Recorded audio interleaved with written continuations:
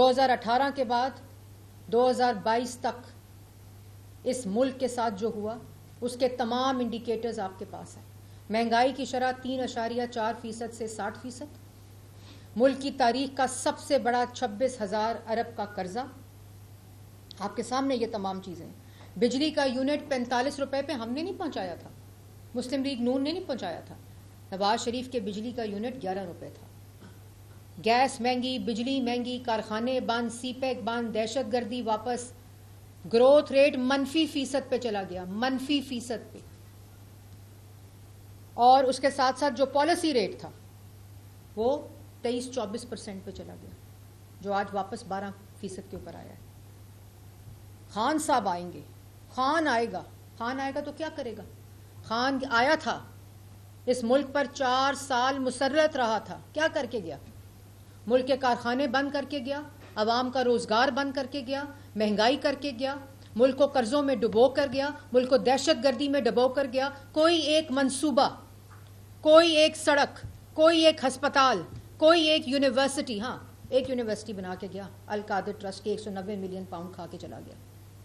ہم نے اربوں کھربوں کے منصوبے لگائے 2013 سے 2018 تک, چاہے بجلی کے منصوبے ہوں, چاہے میٹروز ہوں, چاہے موٹر ویز ہوں, چاہے دہشت گردی کا خاتمہ ہو, چاہے پورے ملک کے اندر سڑکوں کا جال ہو, ہسپتال ہوں, اسکولز ہوں, یونیورسٹیز ہوں.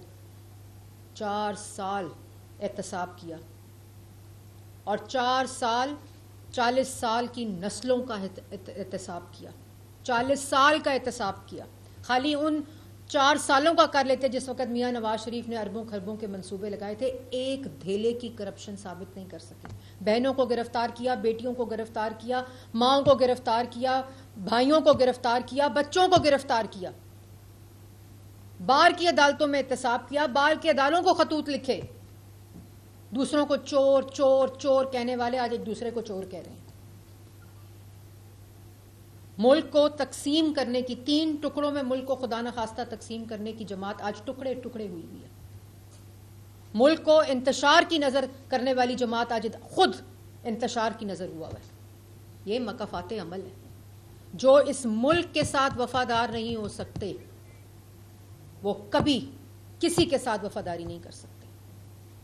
اور آج آپ سکرینوں کے اوپر جو دیکھ رہے ہیں کہ جماعت بھی انتشار کا شکار, جماعت بھی ٹوٹ پھوٹ کا شکار. ملک کو 3 ٹکڑے کی خدا نخواستہ کرنے کی بات کی تھی نا, آج پوری کی پوری جماعت ٹکڑے ٹکڑے ہوئی ہوئی ہے. اس لیے جو پھر ایک سال جو ہے دوبارہ 2018 سے 2022 فیٹف کی وائٹ لسٹ سے دوبارہ گرے لسٹ, کرپشن کے انڈس میں اضافہ, گروتھ ریٹ -%, مہنگائی کی شرح 60%.